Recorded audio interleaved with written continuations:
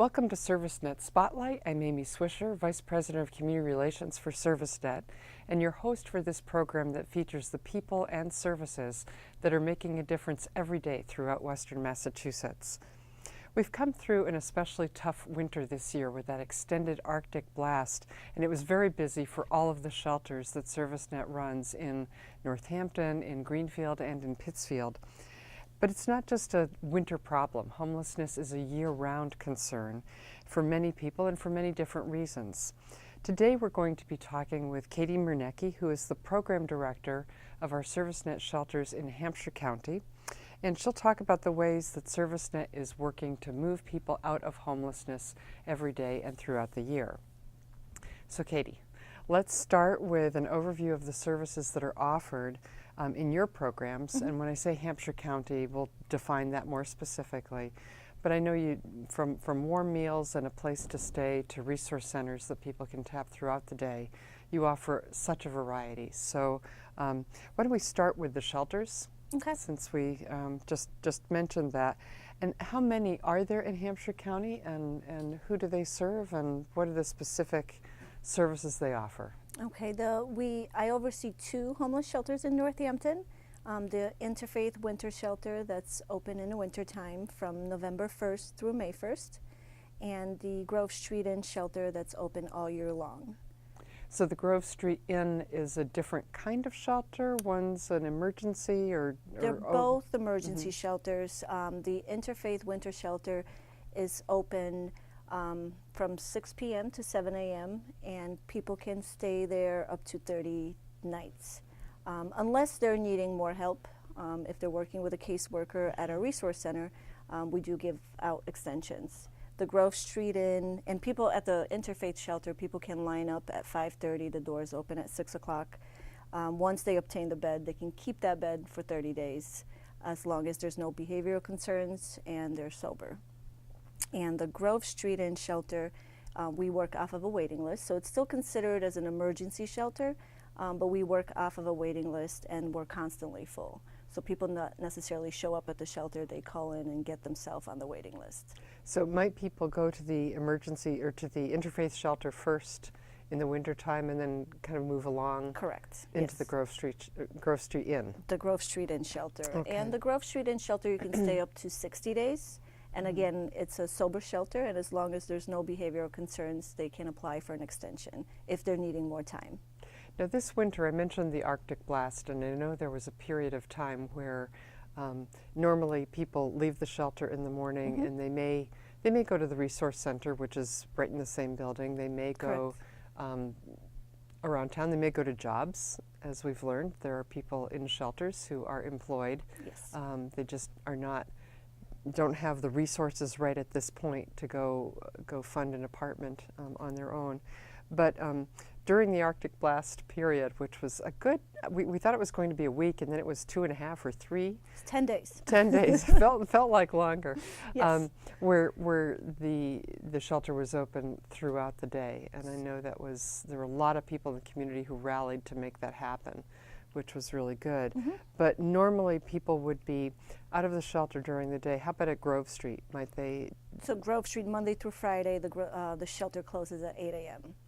And we encourage everyone to go to the resource center, which is, like you said, it's the same place as the Interfaith Shelter, where we have case managers and healthcare for the homeless is there. We have a doctor on site, social workers, and different service providers come through the resource center to help with whatever the help is needed.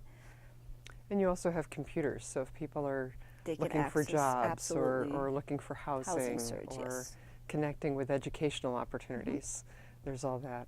So the function of casework in the shelters is what, or at the resource center? The resource center. When someone comes in and they have a caseworker, do they hook up with one caseworker who kind of follows them along, or is it just whoever happens to be there that day? That's, well, we do, when someone comes into the resource center, we do an intake just to get basic information, what they're needing help with. And then we will assign them a caseworker, appropriate caseworker, that will follow them until they get housed. So that when you're at a point where you are without a home, and where a lot of things may have just happened in your life, from losing a job, losing a house in a fire, whatever the circumstances may be. It seems to me having that caseworker to just kind of help you hold it together Correct. during a Yes. tough time would make all the difference. Absolutely. And people come into the resource center, which, as I said, it's in the same building, and that's open year-round. Correct. So even when the interfaith shelter is closed come May 1st, people can still go to the resource center. Absolutely. Right. So, so having that as kind of a taproot and a place to go to, I'm sure is clearly a help for the people in one or the other of the shelters. But there are other people from the community who come into that. Yes, so anyone that's living in a subsidy housing, low-income housing, will come into our resource center for whatever reason. If they're in a crisis, or they're behind on rent, or their food stamps was cut off, or anything like that, or mass health issues, we do work with those individuals as well. I've seen people a couple times when I was in there coming in and they just needed mittens. Yes. They were on the street. They were in between places. They were cold, and you do what you can.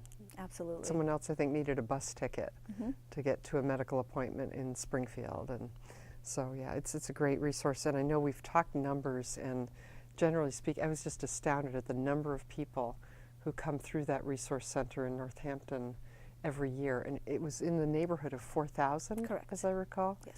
So that's people coming. There's a lot of people who need some kind of help, and I'm so glad you're there to fill that need. So when people have come through and they're ready to move on to more permanent housing, they've done their 30 days at the Interfaith Shelter, or they've maybe gone on to Grove Street and they've been there a couple of months. Do they just tend to go into their own apartments, or what are some of the different options that people have? Most of the service providers that we work with are subsidized housing. I oversee 3 houses, total of 32 units. That is based on your income, so it's 30% of your income. And our case managers follow. It's considered as permanent supportive housing. And those individuals that are housed in our permanent supportive housing are the chronically homeless and most vulnerable. So they are attached to a caseworker that caseworker will work with them on a regular basis. Sometimes we start off with a weekly meetings, and then once they are stable enough, then maybe a monthly. But it's called permanent supportive housing because the support is there. And so you said 3 houses. So what are those? So there's Yvonne's house on Straw Avenue in Florence. So it houses 6 individuals. The Florence Inn in Florence, which houses 14 individuals, and Holly Street in Northampton has 12 individuals. So these are, it sounds like maybe sort of more akin to rooming houses versus apartment buildings? Yes, they're shared. So Holly Street, there's 6 2-bedroom apartments, so 2 people share a bathroom and a kitchen and living space. The Florence Inn, it's an SRO, single room occupancy, so they are sharing kitchen and bathroom, and as well with Yvonne's house. Okay, so it's more like a congregate housing situation. And then are there people who move into apartments but still would stay connected to caseworkers? Yes, so we work with different housing agencies in the community, and they also need support. So they also utilize the resource center and the caseworkers that we have at the resource center, and outreach workers. So what is your goal at any given year in terms of moving people from the shelter into something more permanent, whether it's the supported housing or into, I mean, do you move most people into permanent housing of some kind when they've come through the Grove Street Inn, for instance? I would say probably 80% move into their own housing. Others will reunite with their families, or find a room, and they move on their own. But most of the individuals that come through our shelters need that help and are housed with us. That's a really important point to make, that yes, there's shelter there. We don't want people on the street, especially when it's cold. We don't want people on the street and drifting without services, whether it's cold or warm. And so shelter is really key. But that's not the end point. It's not just there will always be homeless, let's have a shelter. It's really let's move people along as they're willing to be moved. Absolutely, yes. Yeah, this is not something that we force on anyone. So Katie, what are some of the more common causes of homelessness? I'm sure there are many more than we can list, but what are some of the things that typically lead to someone seeking shelter and or the resource center? Well, there's mental health issues, addiction, domestic violence, unemployment, low income. The list goes on. You say low income. There are a lot of people who are low income, but low income can also mean you're just one paycheck away from Correct. not being able to afford the rent. Yeah. And fire, I mentioned earlier. I mean, that's not a common occurrence, but Natural disasters happen as well. Sure, sure.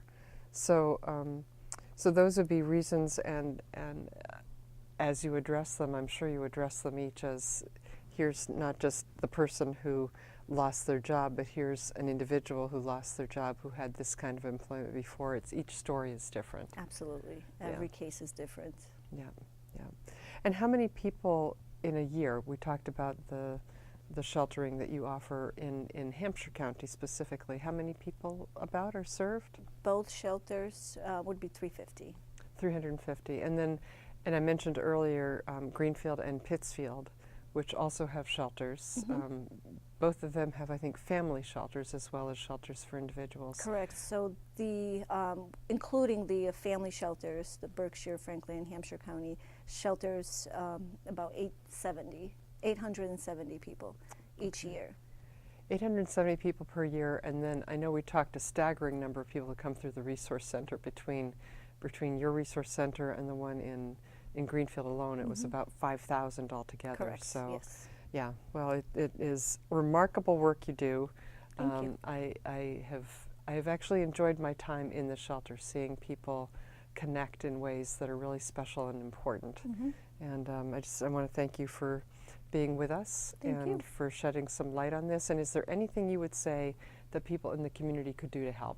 The shelters are always looking for volunteers, as well as donations, as bedding or linens or Toiletries, there you food. go.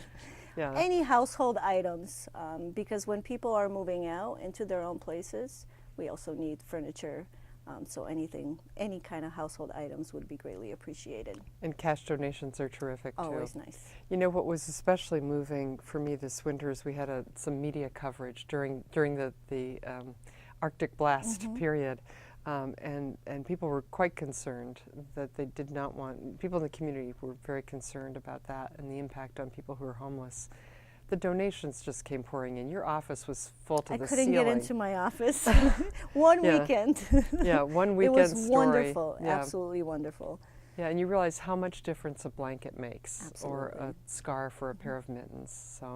So thanks to the community for pitching in and helping out, and the door is always open to help throughout the year, because as we said at the outset, this is not just a winter problem. Right.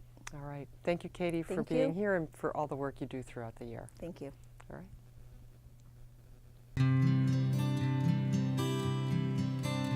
I'm Dr. Anna Raymond. In dialectical behavior therapy, we help people learn adaptive coping skills even if they grew up not having access to them. People are so happy to have received what we can offer here and call it a life-changing experience.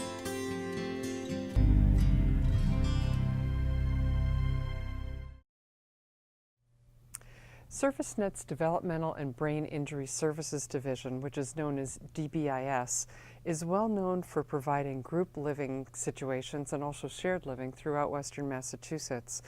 The division also provides outreach to people who are living a little bit more independently in the community, whether maybe in their own place or with a family member or with a roommate. And with us today is Shawn Rivard, who is a counselor with the DBIS Outreach Program. And he supports people's independence every day as they live out there in the community. So I'm delighted to have you here with us. Thank you. I met Shawn when we went to a meeting with the outreach team, and I was really impressed with what you said about the work you do and also about where you'd come from. So before we even get into what outreach is, tell me what you did before you joined the ServiceNet team. Basically, I grew up in a city environment, and it was all hands-on labor work. I know how to weld. I've done body, auto body tech work. The last job I had was fiberglass fabricator, where we were actually building boats and everything out of fiberglass down in Newport, Rhode Island. I moved up here, and for the last 17 years, I've been around the services. ServiceNet was the first one that I applied for and I got into, and it's been a rich and rewarding time in my life. The 17 years that I put into it has changed me, as a person and everything, and how I care about other people now. And what was it that drew you to this work when you came up here from Newport? My family members were in residential housing doing counseling, and they interested me into it, and I was kind of interested, and I wound up being a job coach first. And I was taking a group of guys out, and we were working at the boulders over in Amherst. Their job was to clean the hallways and everything, and that's where I first got to know how each individual is a little bit different. Just because they're all in the same services doesn't mean that each person in the services is the same. Some people need help with math, some people need help with just communicating with people. So the more that I could learn, the more I liked it. And that's where I am now. It's like, every day is a different day. It's not the same routine over and over. That was one thing that impressed me about you and a couple of the other folks we talked to, is this is a good role for people who don't like to do the same old thing every day. Correct. That you never know. You'll never get tired of your job because you never know what's going to come up. So you always have to be on your guard and on your feet, keep your wits about you. So the first job, it sounds like you were doing some, as you said, job coaching and maybe working in an area that was familiar to you. You'd done a lot of hands-on labor work yourself. Now you've got maybe more variety in what you do. What are some of the, and let's just back up a little bit and talk about the people that you work with in this division. Are these folks who have some kind of developmental disability or autism or brain injury? Correct. Right now where I am with Coolidge and the outreach, I'm dealing a lot more with the autism and brain injury. But when I first started ServiceNet 17 years ago, it was more like learning disabilities or even motion. Some of the guys were really heavy, and they're not so active, so you had to get them out and try to get them to do some kind of exercise, so. So it runs the gamut. But, yeah. But as the name of the division implies, developmental disability and brain injury or intellectual disability is another term for it. And another thing I remember, this very memorable conversation we had initially when I met you, was there were folks in the group who said, if you met the people we work with in the community, you might not know that they had any kind of problem or were any different until you maybe got to a point where there was handling money and counting change or some other thing that was difficult for them. So what are some of the things you do in a typical day to support folks who are dealing with these challenges in their everyday lives? Every day there's different individuals. So on certain days I'll take them grocery shopping, and one individual has trouble with keeping track of the money. So they might grab a lot of groceries by themselves, and when they get to cash out, they're putting stuff back because they went over the money they have, and it makes them feel bad in the community. Me just being there going with them, they can pick what they want, but I keep track of the price. So I don't let them go over their budget. So when they cash out, it's a good environment. Everything feels good. They feel good shopping. They didn't have no hassles, or they didn't run into any problems, And do you sometimes work with people on actually getting that budget put together? So to get through your month, here's your income, and that's the program directors and the site managers.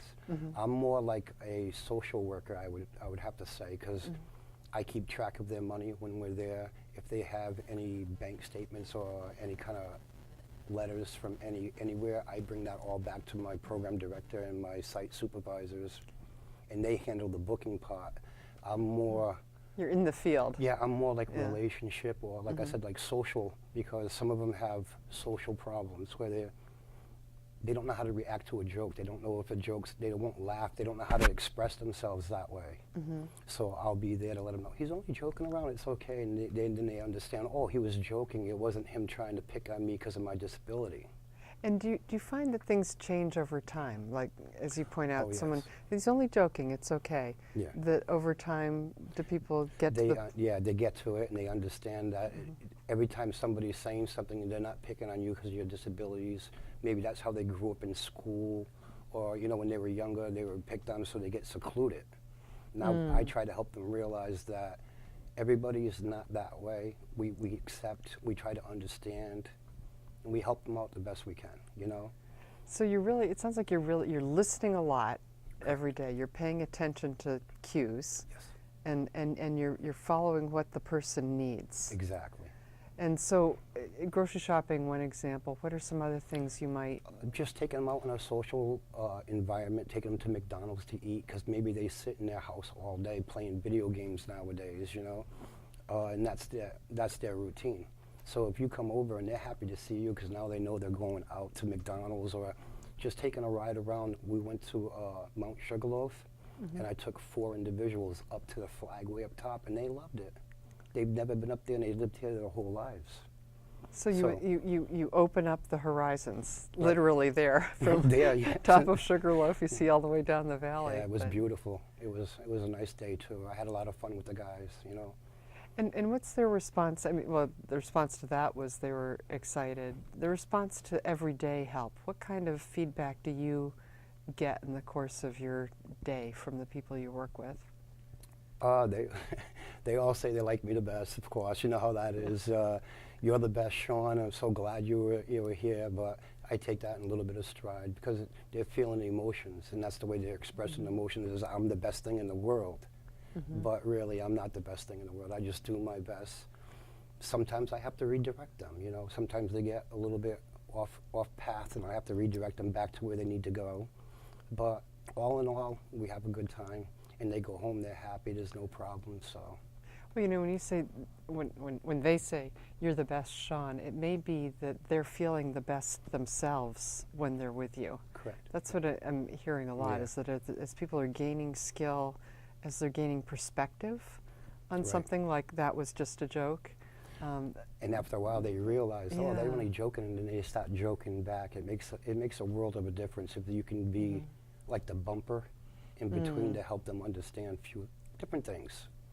Yeah, that's, so what I know I wanted to ask you, what are some of the surprises you've come across over the course of your work here? And one that we talked about is that people don't necessarily look or behave at first glance like they've got a problem.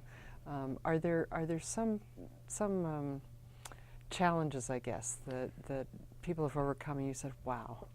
I think the major challenge that I've reached lately is with the autism, because I've never been really around or in that field, and I realized that autism people are very smart. They're very quite capable of getting their own jobs,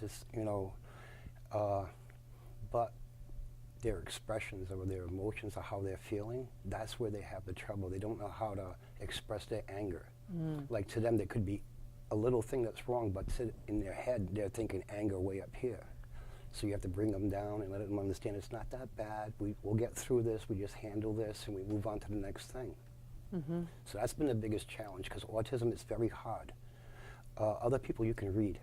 You can see they're in their face if they're a little bit upset. You learn to read their body and how it moves and how they're talking. Autism is very hard because they don't really have expressions. So paying attention to those subtle cues is Is a where major thing. you're really leading folks to a different way of understanding themselves. Right. And that is because working with folks who are autistic is relatively new in your division. That there were people with autism who were not receiving services up until, what, a couple of years ago, 3-4 years ago? I believe so, yeah. Yeah, probably have the 3 or 4 years wrong, but Yeah. anyway, it's not. And prior to that, in your 17-year tenure, you worked more with people who had a developmental disability. Right. Either speech or learning disabilities, correct. Yeah. Now with the autism, there's different levels that I didn't know either. There's, like I said, the higher functioning autism people, and then there's the lower ones, which really, they have to be set in a routine. And if you break the routine, if you're even 5 minutes late, it throws them all off their day. Yeah.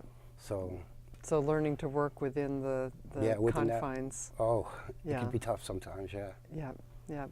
Are there any? How many people do you work with in a given week, or on your caseload? On a given day, I'll have anywhere from 4 to 6 people. So within the course of a 5-day period, maybe sometimes it's the same person within the week. But if you're just going to count how many people I visit, probably like 30 people within a week.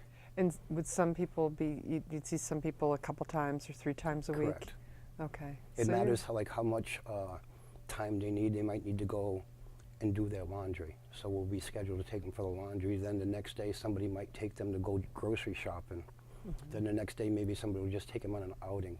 Maybe they want to go shopping at Walmart or Target.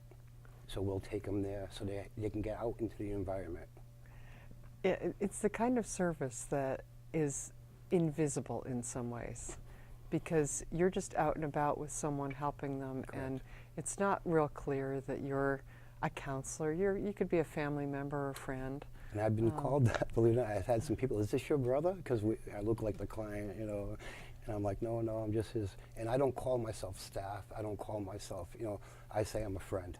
Yeah. Basically, that's how I break it down. I'm just his friend. I'm just helping him out today, you know. I don't like to use counselor. I don't like to use, I'm his staff, because that just puts the wrong picture, you know. Yeah, you know what you are, but as far Yeah. as the person you're working with goes, having that trusted friend, I'm sure, is what makes all the Yeah. difference. I think so. It also makes all the difference when you're someone who really loves what you're doing. I enjoy it a lot. Almost made a bad word. I enjoy it a lot. It's changed, like I said, it's changed me for who I was. Before I was more self-centered, just cared about, going to work, making my money and getting my things in life. I came up here and I realized that a lot of people don't have, I may not have as much as this person, but they have even less than me. And that's what really got me into it. And speech problems, it was okay with me if they didn't want to speak, but I would make them speak. And even though they couldn't speak right, I would listen, and I'd try to understand what they're trying to say. And when I would say, are you saying this? Yeah, they would be happy that I got it. So that really got me more and more interested in ServiceNet in the field. Well, and it's like you say, you've learned and you've grown from this, and Right. part of that is almost learning. When you listen, you learn the language of Correct. whoever it is you're working with. Yep. So- You'll see their body. Like I said, you can tell by their body tone or their look on their face. And if you wasn't paying attention, you wouldn't see it. You wouldn't know that they're having a bad day. But when I go to somebody and they come walking out, hi, Shawn, what's wrong? It's automatic to me. If they come out, how you doing today, Shawn? All right, it's going to be a good day. If I had a family member who needed to have someone go around with him or her through the day and take them to places, I would totally trust you. This you. is just Thank you so much. it's such a big job that you do, and you do it with such grace. And I really appreciate you shining a light on this for people who are listening, because as I say, it's not a home that we can look at and say that's Right. where people provide service. You're not necessarily identifiable with a big staff badge on you. Right. But I want people out there to know what this outreach team does, and it's exciting to know more about your work. Thank you so much for being with us today, and I appreciate all the work you do throughout the week, throughout the year. Oh, thanks.